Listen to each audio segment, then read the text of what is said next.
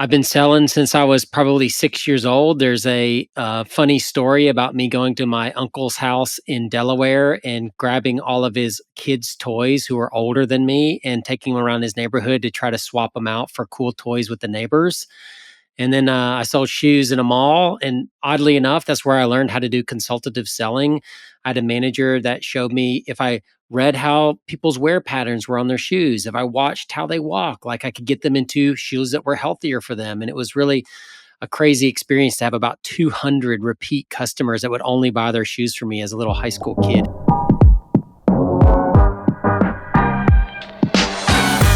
Hello and welcome to the Revenue Leadership Podcast by Topline.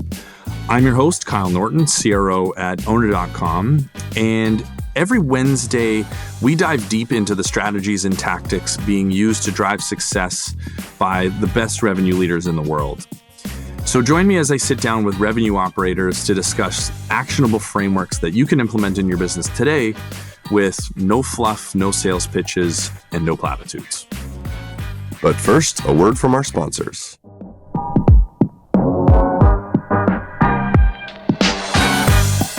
This episode is brought to you by Momentum.io.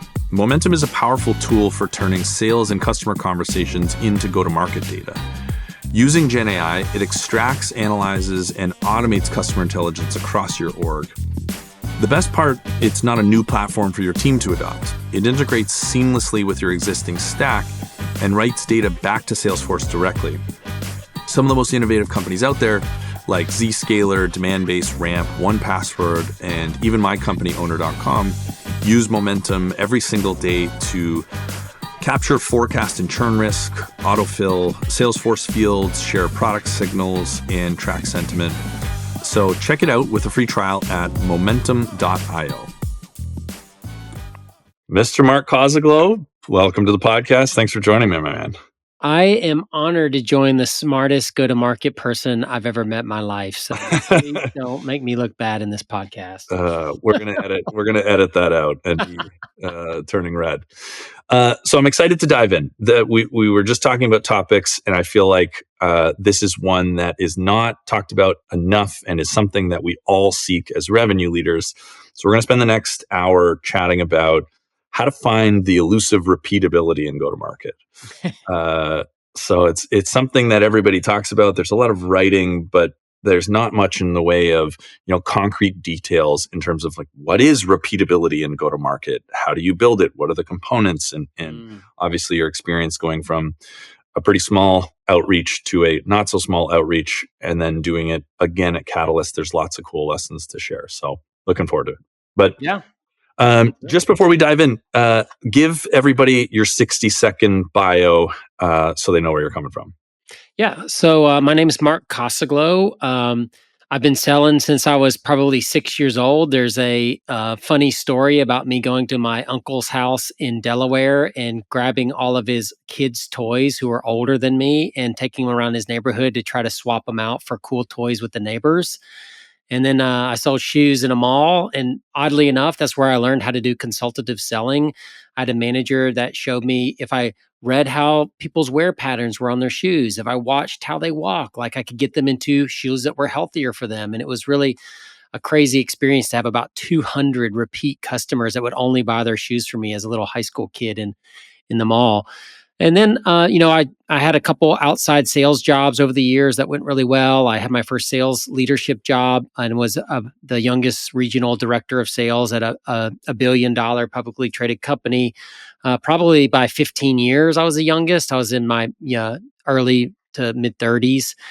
And then I, which isn't very old for these tech leaders, but it is old for a guy like me. I did family first, then I did the business stuff. And then I got my first real break is I met Manny Medina. I was the first employee at Outreach. I led sales there from zero to about $230 million. And then I transitioned out of Outreach to go to a company called Catalyst, which helps customer success teams be more successful, and was able to almost double their revenue in about 14 months. And then they were acquired by a PE firm and merged with one of their largest competitors to Tango. And, I was brought on to help the founders with an exit. mission accomplished. And so now I'm working on some projects and having some fun. Nice. And so what was the composition of your team at Outreach by the end? Like, how big was it? How many segments? Because this was a globally spanning org. Yeah, we had 3 functional segments, but really we had 3 segments for reporting, but there were 5 functional segments. We had what we called micro, which was very small businesses that were under 35 employees. That was a high transactional sale. We had SMB, we had mid market, we had enterprise, and then we had strategic. And so we had 5 teams altogether. I think my org was 160 to 180 people with managers and reps and all that. And at Outreach, I just had that very thin slice of just AEs. I started early on with SDRs and SEs, spun off SEs really early because I had no idea what I was doing there. SDRs, I hired somebody, the legendary guy, Steve Ross, who was just so good. I was just getting in his way. So I just let him, they said, hey, we're going to just give it to Steve. I was like, yes, please. And then I focused for the next 5 years on just the AEs. Very cool. 188 E's. That's a big shop. And so what about Catalyst? So you were the CRO there. What was the composition? From there, I had all the way from SDRs all the way to the support. So, I had SDRs, AEs, SEs, CSMs, onboarding managers, support people, and that organizational structure. Much smaller company when I left, we're probably about 85 people. My org was about 35 or 40 of those people. So I think at the end, we had maybe 6 or 7 AEs and 4 or 5 SDRs. Mm-hmm. Okay, cool. Well, it's a great sort of reference point of full stack go to market versus a giant AE specialized team in a hyper successful company. And you spent over 10 years, over a decade selling into schools. I sure did. And so what was the biggest change you had to make going from selling supplies and fundraising to now being in the software world?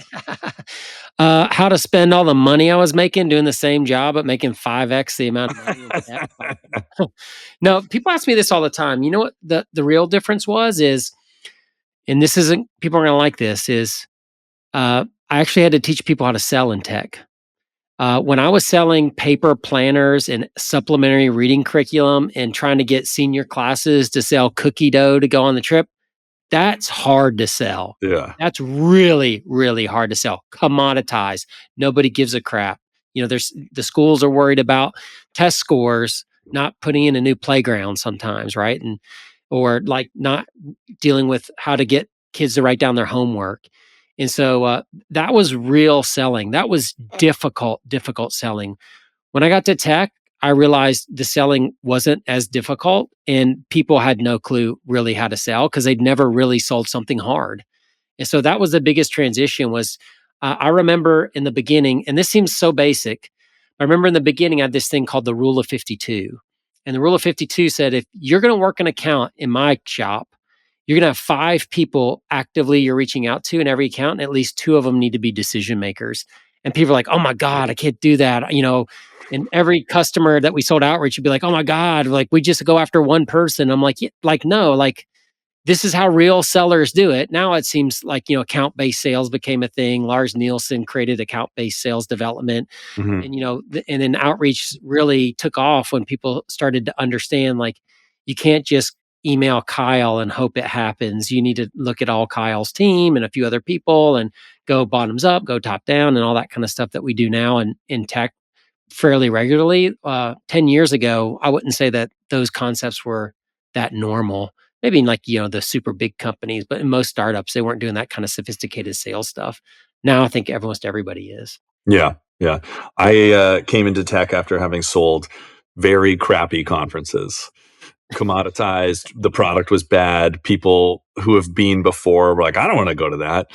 That's tough. You learn you learn how to really persuade somebody. The change for me was learning the tools. Like I'd never seen Salesforce before. So funny. I agree with you. We had my last job before outreach. We had Siebel. That tells you how old we are. And it was so bad, I somehow convinced my IT person to give me a weekly CSV file of all of my Siebel data. And I recreated the CRM inside of Excel and then put all the stuff I needed to do on the front end with reporting and everything. That's one reason why Manny hired me. He's like, oh my God. He's like, you just basically built a CRM instead of a spreadsheet. But that's why my teams were the top teams in the company all the time. And I probably worked half as much as my peers is because so I've always kind of been tools forward, just always kind of hack together stuff. And now you don't need to hack much together anymore unless you're doing like crazy wizard stuff. There's usually something that you can buy that can do it. But yeah, back in the day, man, I even hacked out my own outreach. I had a spreadsheet with automations built in that did mail merges with Outlook and would move people through email steps with templates and stuff. It was pretty crazy. That's awesome. Yeah, I remember the early days of mail merging. This is black magic. Look at it. I can just email all these customers at the same time. Talk about repeatability. I can email 100 people a day whenever I want. Yeah. Before the inbox was thoroughly and officially torched.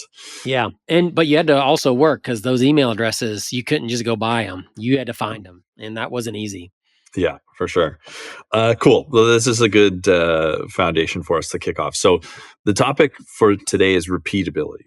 How do you build repeatability into a go-to-market function, into sort of company growth more broadly? So just before we dive in, what does repeatability mean to you? When people say, oh, I got to find a repeatable sales motion, how do you define that? I would, off the cuff, probably define repeatability as there isn't someone so important that if they're out or they leave, that the machine doesn't fall apart, and that we can, with some level of accuracy, predict the results that we're going to get from the inputs that we put in. So we can predict the outputs from the inputs. I with a reasonable level of accuracy. That would be repeatable to me. You don't have one choke point that if somebody leaves, you're done. And you also know if I put in X, I'm probably going to get Y. Mm-hmm. And so then how do you break down? What's yours? I'm curious now. I view it as a manufacturing line to take dollars and turn them into more dollars at the end of it. And that manufacturing line consists of people, prospects, process, technology mapped in a way that you can fairly consistently produce that outcome. And if you can, with a high probability, take money into a marketing funnel, people into a hiring and onboarding funnel, and teach them to use technologies and follow business process in a way that leads to the result, you've got some repeatability. Like, another way I've been framing it is like, could you figure this out from our Notion? Like, if I just dropped you in and gave you Notion, could you do this job? And that's really the standard, like, having the videos or it could be your LMS or whatever. We just use Notion. Could they do the job? But the thing I often hear is people just sort of hand waving and saying, oh, you got to have a repeatable motion before you can hire your first reps.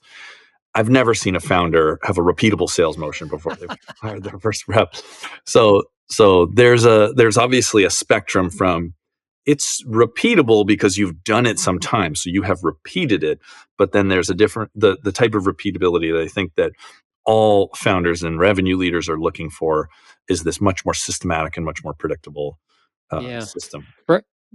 Repeatable and repeatability, even though they're basically the same word, I think are like kind of somewhat different concepts. The fact that you have a history of doing something and getting a result doesn't necessarily mean that it will continue to get the same result. And that's ultimately what repeatability is. And I think the key thing that you said is it's all built on process. Like repeatability eventually comes down to process and measurement.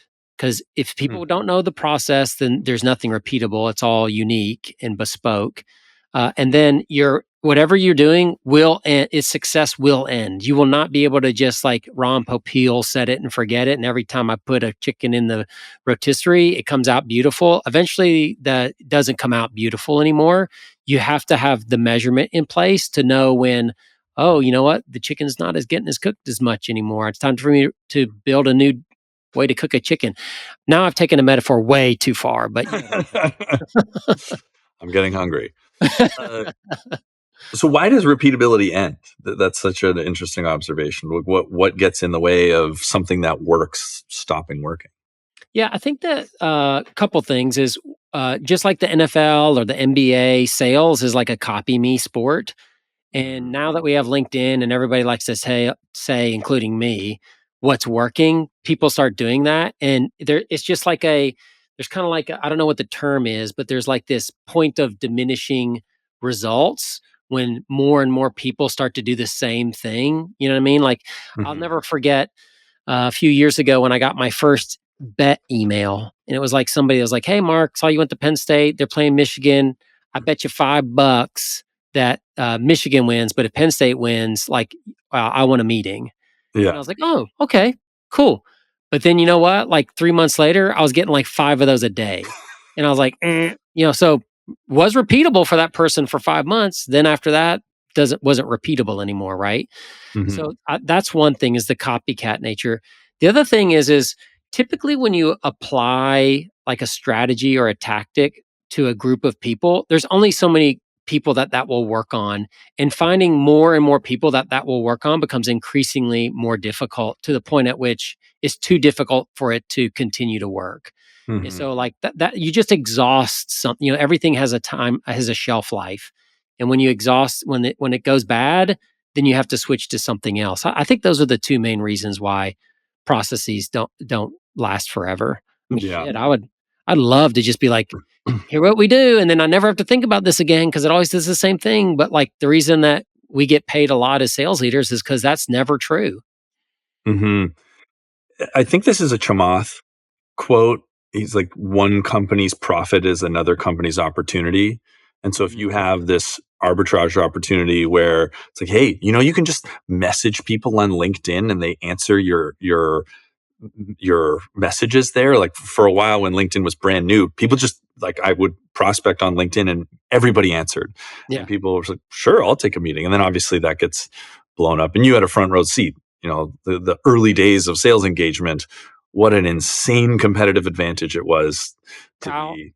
I was I would book 100 meetings a week. I couldn't hardly run all the meetings when I started using outreach at the beginning, when all Wow. it did was automate email. That's all it did. I was not doing making any phone calls, not doing anything. I just had a really good message, and I had this tool that had never existed before, and I just, literally, Manny would drink his glass of wine and watch Downton Abbey, and he would send me on Sunday, be like, "Here's 1,000 leads," and I would drop them into outreach, and I'd wake up throughout the week with 100 meetings booked, and then I would do demos from like 7 a.m. in the morning till like 3 or 4, 5 p.m. Then I would like take a family break and take the kids to soccer and do dinner. Then I put the kids and wife to bed at 10 p.m. and then I would build out like the operational systems and Salesforce and everything from 10 to 2 with my good buddy Manny Ortega, who I contracted to help me. And then I would sleep from 2 to 7 and did that for a year, man. But I would, no joke, I could book 100 meetings myself a week in the beginning. Now, a whole team of 30 SDRs can barely book 100 meetings a week. Yeah. Yeah. I mean, that arbitrage opportunity is now thoroughly competed away and the inbox is done. Like Yeah. I use Superhuman for my inbox and sometimes I'll go over because I can't find an email. I'll go into my other Yeah. split. I'm like, wow, like I cannot believe how many emails I get, and I don't see them because Yeah. Superhuman's great for that. But it is really quite astounding. No Um, joke, man. I checked my spam folder the other day and I was like, oh, there's like 10 things in here I might have said something to, but never saw them. yeah. Okay, so I think that's an interest. I think your assessment's pretty spot on. Advantages get competed away. TAM constriction as you're starting to get to all the people that are willing to say yes. So what are the components of a repeatable sales motion? Like, how would you break down if you explain to somebody this is how you go build something repeatable? Uh, I tell sales reps that want to become sales leaders this all the time is there's a term called efficacy. It's the ability to affect change. Right. And to me, the first part of that is you have to be doing something to change. And if you're constantly doing something new, then you can't really change anything, right? Because there's nothing Mm, standardized. And then the second thing is you have to know what to change it to based on what's going on. So for me, what I want to do is I want to make sure that I have this process in place that is a baseline of what we're doing. And so that's the first part of repeatability to me is like you got to, if you're a founder, uh, and most founders don't have go to market experience, so they can get started and set some, hey look, like an experienced salesperson or leader can come in and be like, oh, I see what you're doing. They don't really know what they're doing. They definitely don't know how to operationalize it. So the first thing is founder needs to show some traction, do some stuff. Then they need to hire somebody that can come in and look at what they're doing and start to build that initial process. And then that initial process is when you start to maybe hire some more people once you have it vetted out. I don't know if that exactly answered the question. I feel like I got off in a weird tangent no, there. it does. And let's fast forward to the sort of 5 to 10 to $15 million ARR range. So you've got 10, 15 reps, a bunch of BDRs, and the financial plan says, okay, now go 10 to 20 next year. And you have to do it with in a budget. There has to be, really sharp decisions. So what are the things that you need to make sure are in place so that you can hit that growth number without too much luck involved, with some repeatability? Well, I think Sam Jacobs and my man Jay Nathan are talking about this all the time, which is kind of this financial fluency, which is the first thing I'm going to do when I get a plan like that, Kyle, where there's sharp decisions to make, is I'm going to look to see what assumptions have been made. And so typically what happens is your finance team gets a number from the board or their CEO. They run this huge spreadsheet that most salespeople can't even begin to look at. It has 17 tabs and thousands of rows and columns. And inside there, though, are assumptions they've made. There's one cell on one sheet that says in Q3, we're going to have a 37% win rate. Right. Yeah. And so unfortunately, that's the first thing I'm going to do is I'm going to look for what are the assumptions that they're making of improvements, and are those realistic? And if they're realistic, how do I get them? Right. And what person or group or team do I have to use to get them? So if I'm going 10 to 20 this year, I'm going to look at what assumptions are changed. First determination is I'm going to make, are those assumptions realistic or not? And if they're not, I'm going to go back to finance and have a conversation and figure out what we're going to do about it. If they are reasonable, then what I'm going to say is, all right, what do I need to change in order to get this kind of an increase? Is it more people? Is it do I need to do better on cold calls, better on emails? Do I need to book more meetings on social? Like I'm going to look at what those assumptions mean to my overall output or the output of different people in different places in the process. And then I'm going to say, what do I need to do to my current processes in order to get a lift like that? And that's how I've always done it is, the number one thing that usually happens is incorrect assumptions are made, and they're asking me to go from a 20% win rate to a 28% win rate. That's a 40% increase. Like, is finance increasing their ability to turn over the end of the quarter by 40%? No. Well, then why do you expect me to increase my win rate by 40%? It's too big of a jump. Mm-hmm. But if it's a 10% increase, we're going from 20 to 22%. That's doable. That should be the minimum that I should go after or whatever, right? And so then I'll say, all right, what in the process do we feel like is under optimized? And then I go after it. And that's why that baseline process is so important. If I don't have a process, then how do I know what to go look at? How do I know what to go tweak? Mm-hmm. So one component of repeatability is sort of org chart and headcount. Do you have the right inputs, like bodies in place and the marketing investment, the financial model? So component two is process, and we can double click on that. And then are there other buckets of stuff that you would say are the components of repeatability? Um, well, there's certain different levels of process, right? There's what your reps do, then there's the process of what your managers do, and then there's like your operating rhythm of your entire org and how all that works, right? So, but no, to me, it's like if you have the right people in seat and they're running the right process, then you should be able to get the right results, right? Like it really boils down to those two things. Yeah. Um, And then maybe technology would be the third bucket Yeah, in I put that in support the of. process because, if I'm using outreach to do my prospecting, that's part of my process, right? But yeah, like the you gotta like, and that might be an area where, for example, there's a lot of companies that may not be using or might be doing cold calling, and in order to get a lift, they could get a parallel dialer in there instead of having the reps click on every single call, task in outreach. And so there's definitely different technologies that you can apply to your process to get more volume or efficiency out of them. Okay. And so then under process, so it's the technologies you're applying, it's the rep instructions, like how to do the job, and then maybe scripting.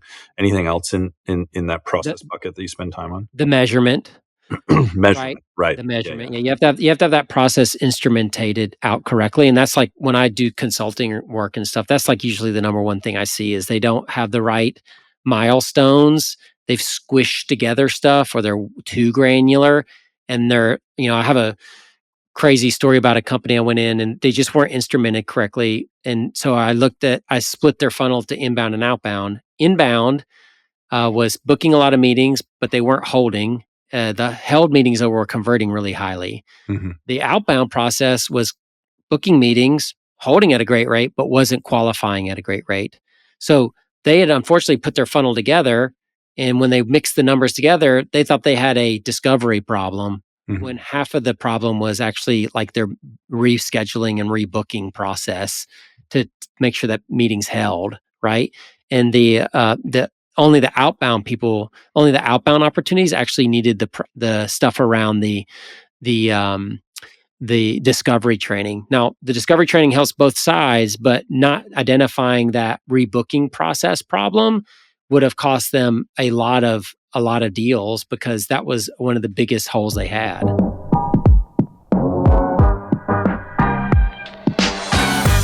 Yes.ai enables your CEO, subject matter experts, and other senior leaders to engage prospects directly, creating meaningful connections and boosting response rates.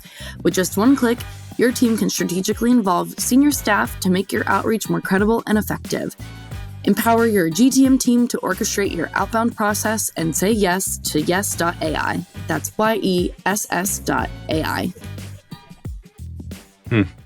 It's interesting. We just went through a very similar exercise here where we went segment by segment. So segments on this axis and then the funnel stage on the x-axis, and heat mapped basically P1 or P0 through P4 priority, like top priority to lesser, and looked at all the conversion rates and the opportunity size of each of those things. And the opportunity in our outbound segment was completely different than the opportunity on inbound or our mid-market segment.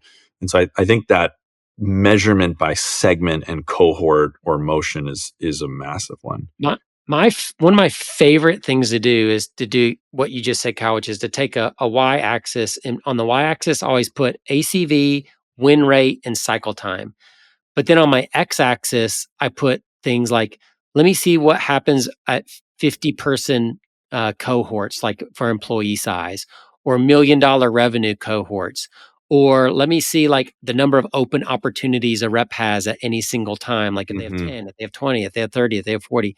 And just you put on that x-axis different stuff, and then you see what breaks and where. And I'll never forget at Outreach, we were doing a segmentation process. Like we were going to change up our segments and where the breaks were. And we hem and hawed about it for several days. And finally I'm like, just run the numbers. Once we saw the chart, it took us like 2 minutes. It was so obvious. Like at 35 employees, cycle time goes up 50%, deal size goes up 50%, and our win rate goes down.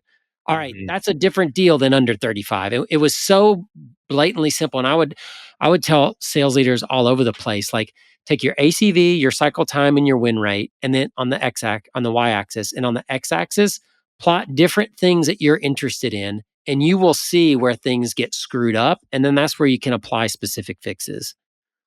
ACV, win rate, cycle time. Yep. Yeah, super simple, but that's Man, it's crazy when I remember, I'll never forget that segmentation graph. Literally, they put it up on the screen and we're like, okay, done. Like after we'd spent like 2 weeks hemming and hawing, well, these reps are this, these deals are like this. No, if you have if you have the right instrumentation, you can figure out what's going on in your process. And when you do that, then you're repeatable. Yeah. And so how do you advise companies to do the instrumentation? Like, okay, I'm convinced, Mark, I want to instrument my sales process. Where do they start? Yeah, to me, well, I always instrument out on a couple vectors. Like one is inbound versus outbound, right? So I need to know the difference there. The other thing that I add that most people don't is I look at volume and value. So I want to know how many MQLs we have. I want to know how many SQLs we have and how many SALs we have and blah, blah, blah, blah, the number.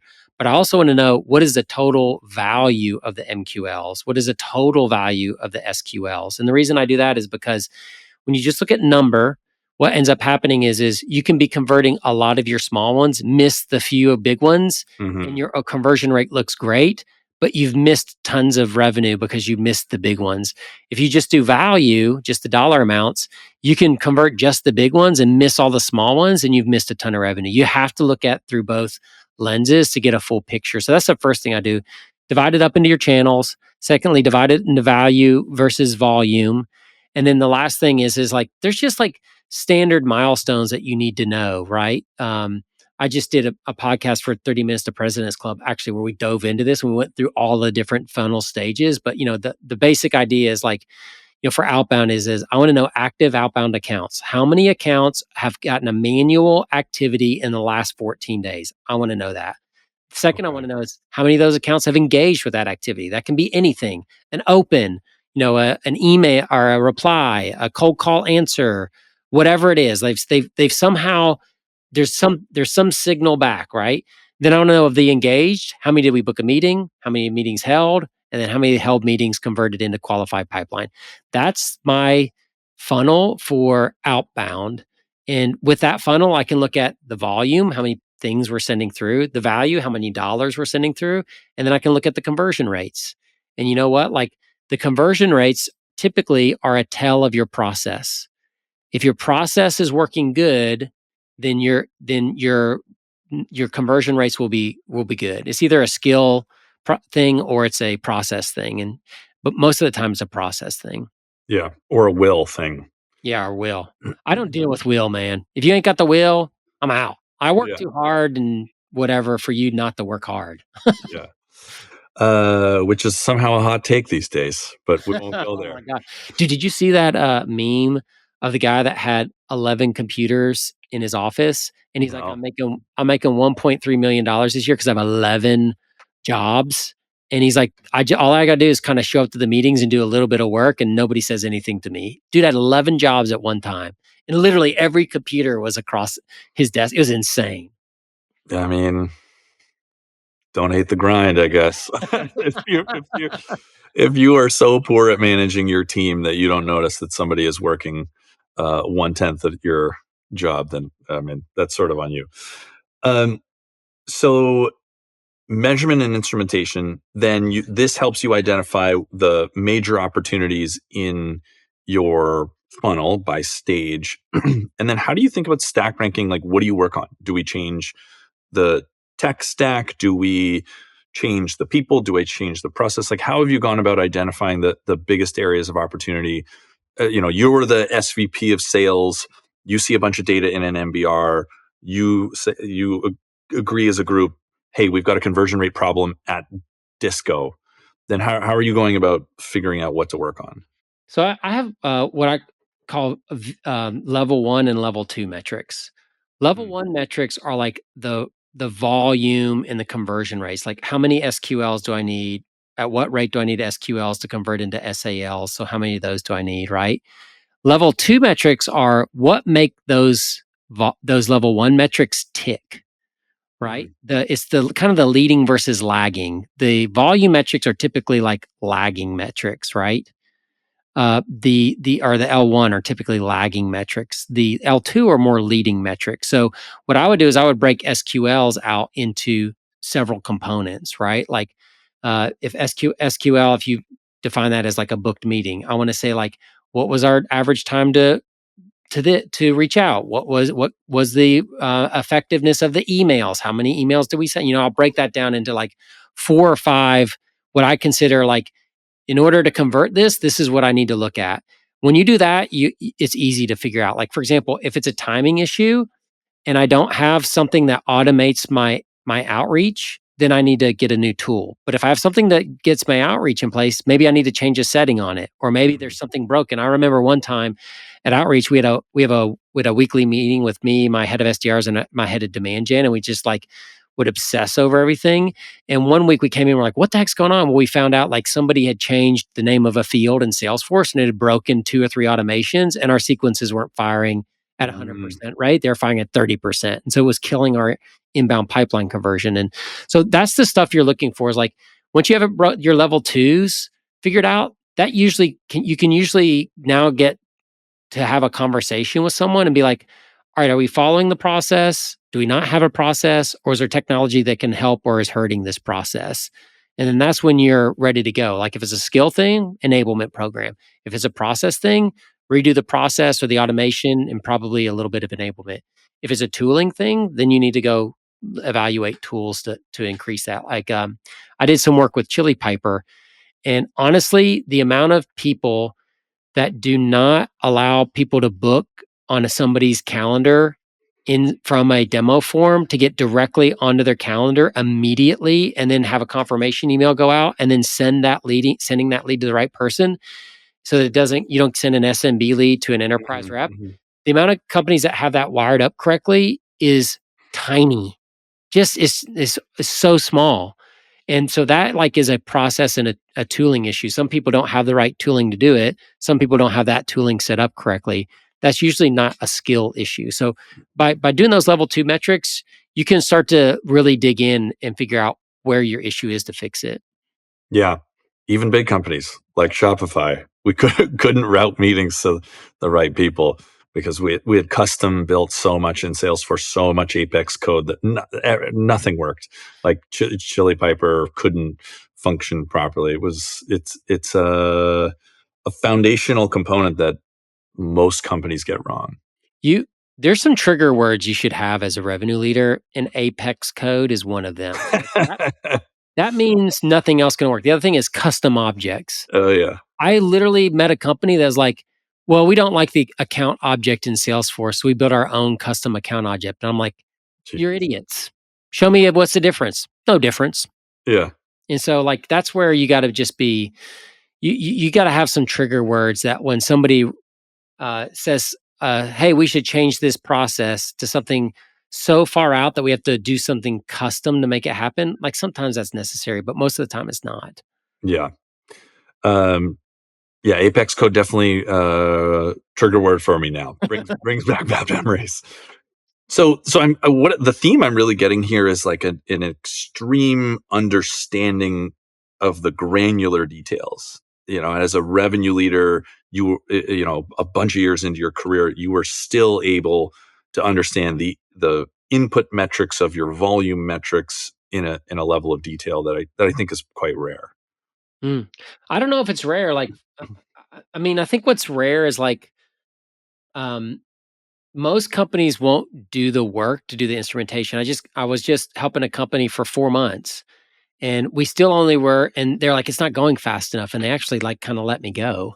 And I was like, well, how long did you think it was going to take? They thought we should have had this done in a month. And I was like, well, do you understand all the data points that you were missing? Do you understand how, I don't know what the opposite of fluent is, but whatever that is, how your RevOps people are with the data? Do you understand that you have stuff stored all over the place? Like for 2 months, we couldn't even build a single thing just because we had to it took us that long to get your data right. Now, could we have done it faster? Yeah.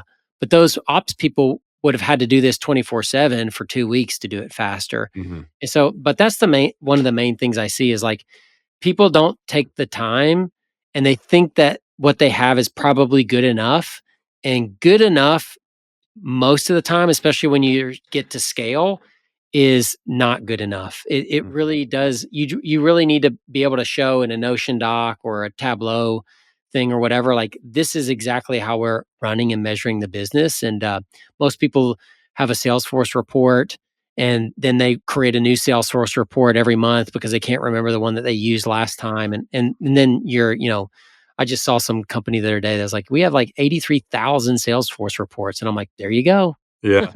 It's Yeah. because none of them are working. Yeah. And so it's about being really methodical about capturing the input metrics, capturing every email activity, call, and that's I think something that is hard and unglamorous work to do, but is critical. Yeah, Okay, cool. it is. You have to define what is important for me to measure. Then you have to define what does that term actually mean. Mm, Then you need to define in your financial plan what is the volume and the conversion rate that I need to apply to those things. And then you got to do your L2 metrics, which is if I care about my held meeting or my book to held meeting ratio, my hold rate, I need to know what things yeah. I need to inspect or look at to know if this breaks. How do I know what to fix? Mm-hmm. And I think some people overdo that. Like to me, have your L1s; those are simple, and then you have like 4 or 5 L2s. If you have to go deeper than that, then that means it's probably something that you can't fix, or the impact on it is going to be so small that it won't fix it anyway. You know what I mean? That's when you get into like the CEOs always used to say, every Tableau dashboard begets another Tableau dashboard, begets another Tableau dashboard. And once you're 3 levels deep, you're done because now you're looking at shit that is so minuscule, it's not going to move the needle if you fix it. Cool. So let's switch gears a little bit. So we've talked about the repeatability of your process measurement, but the first thing you said was the right butts and seats. And you wrote a post last week, I think it was, about a mistake you made in hiring. You hired a bunch of people that wanted to be in office, but you guys are remote. There wasn't quite a role to candidate match. So talk me through, how do you think about both hiring the right people and then getting them ramped? Let's talk a little bit about finding the right people, and then spend most of the time on how to get those people up and running. Yeah. The biggest problem we had with that in that little period at outreach was we didn't know what kind of reps we needed. And so what we did is we defaulted to, well, they're the best reps at these companies that we must know means something. And unfortunately, like they just weren't a match, right? So that's the first thing is like what makes, like you have to kind of define out what makes a good rep. What are the characteristics? What are the things? And what I found was it doesn't matter if you were a top rep at a good company. That's meaningless to me. I want to know, are you coachable?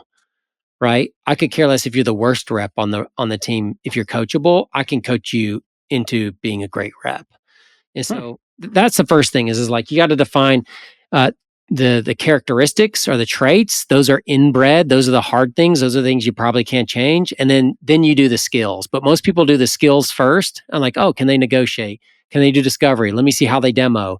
Those are just skills. I can teach you skills. I can't teach you to work hard. I can't teach you to be curious. I can't teach you to be coachable. So I look for traits first. Skills are nice to have. Traits are required. And if I get good traits, I can make a great rep. If I get good skills but bad traits, I'm just kind of at the mercy of the rep doing a good job because I'm not going to be able to help them. And does that change as you go from SMB to enterprise? Do you start to be more skills oriented? No. No, I'm a straight up, just give me the traits. Now, listen, would I prefer to hire somebody that has the traits and sold into enterprise for 5 years? Sure, over somebody that just has the traits. So that's where you get into like the nuances of how you make the decision if you have multiple people that make it through. But yeah, like I've taken, listen, one of the best reps I've ever worked for was a school teacher, and she's working with me again right now on a couple projects.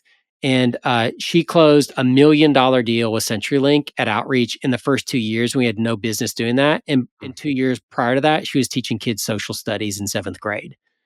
But you know I know who what? you're talking about, and she's very, very sharp. Yes, coachable, hungry, Yeah. smart, got the edge, got the grind, will do the work, all those things. And there you go. Like, so you can make anybody successful as long as they have the traits right. Coachability is the trait that determines, can you acquire skills? Okay, so you've got your coachable, curious individual. They just started.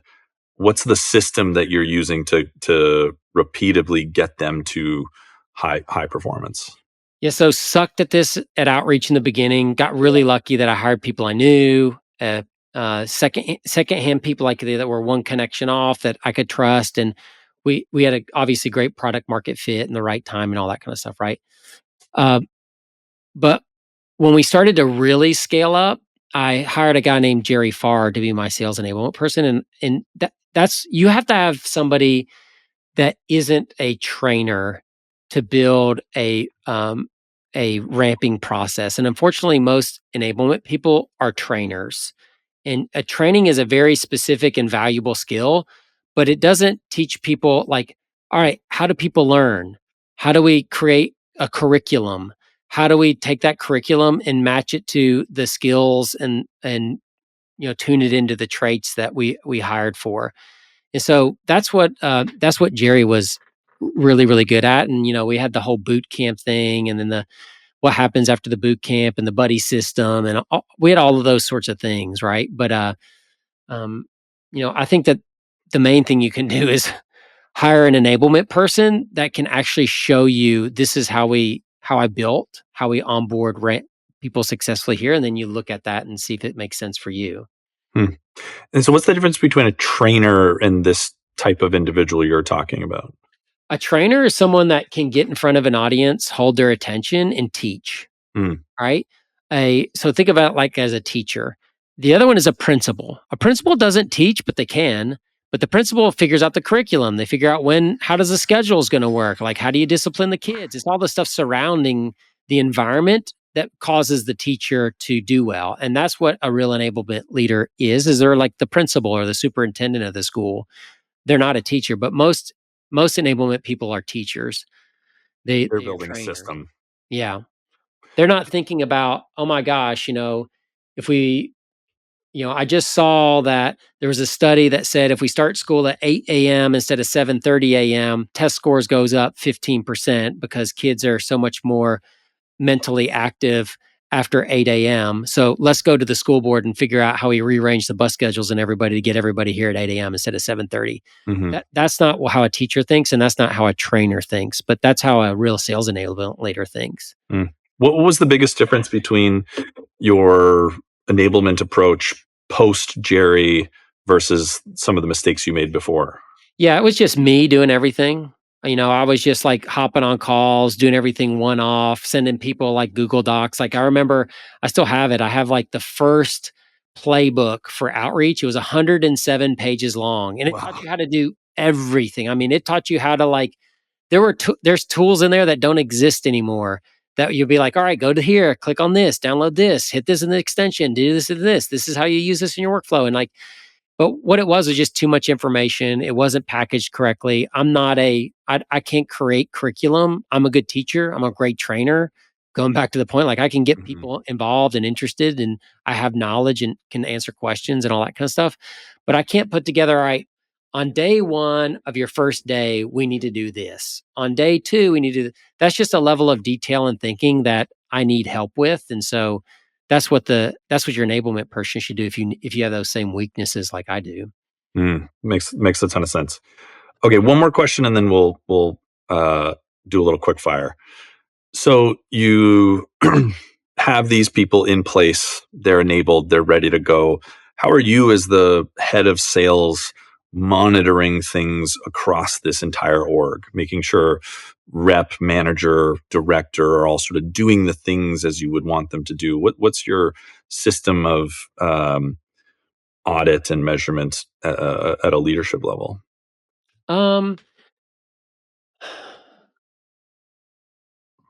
I that's like a big question, like we had, you know, we had, weekly, forecast meetings. We had, kind of weekly team meetings. Then I had quarterly, like, org meetings.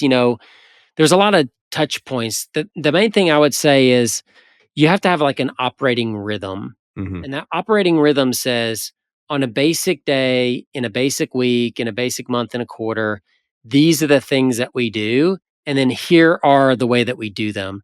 So, for example, I expected my sales managers to meet with every single rep every single week and go through every single deal and have a next step for every single deal.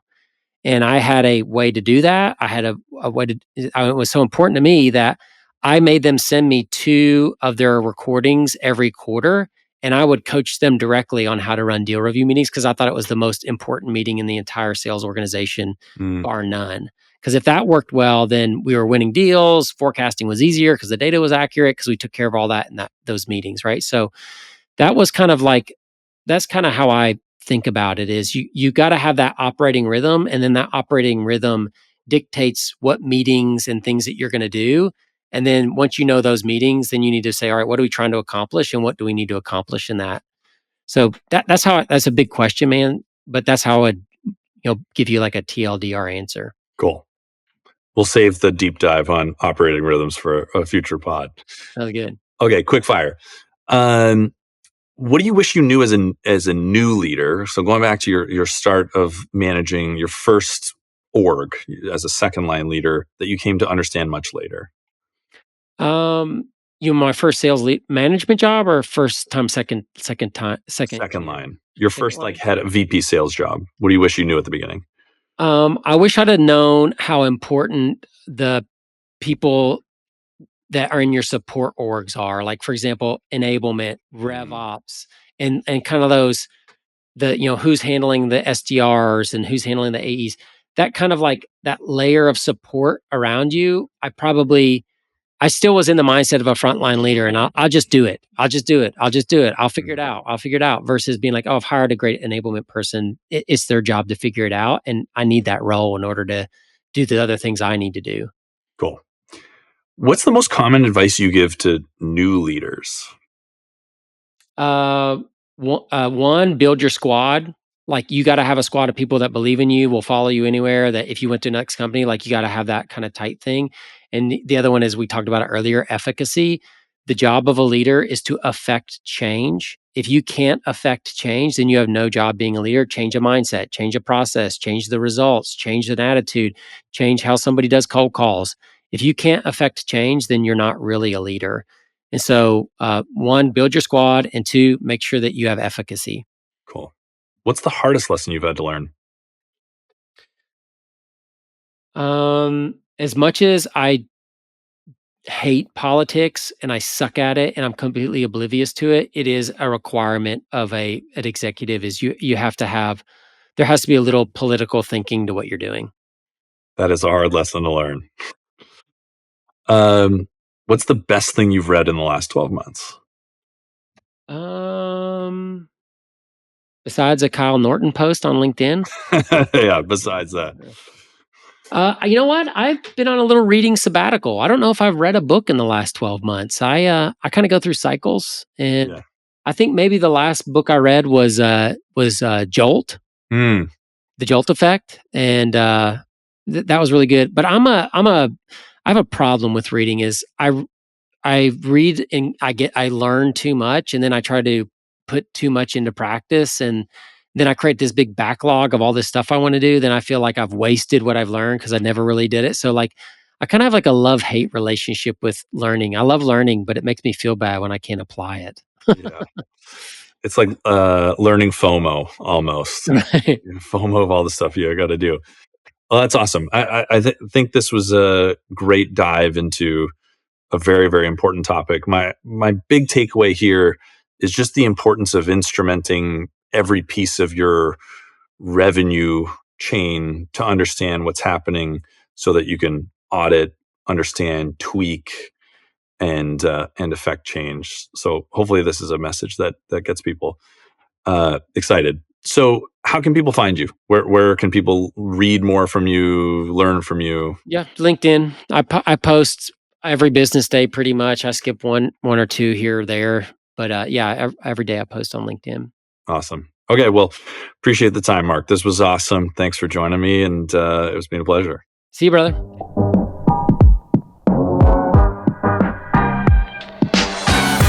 Thank you for listening to the Revenue Leadership Podcast. If you enjoyed it, don't forget to subscribe, and you can find a link in the show notes. And be sure to leave a 5-star review, share it with your network, and please join me next Wednesday for another great conversation.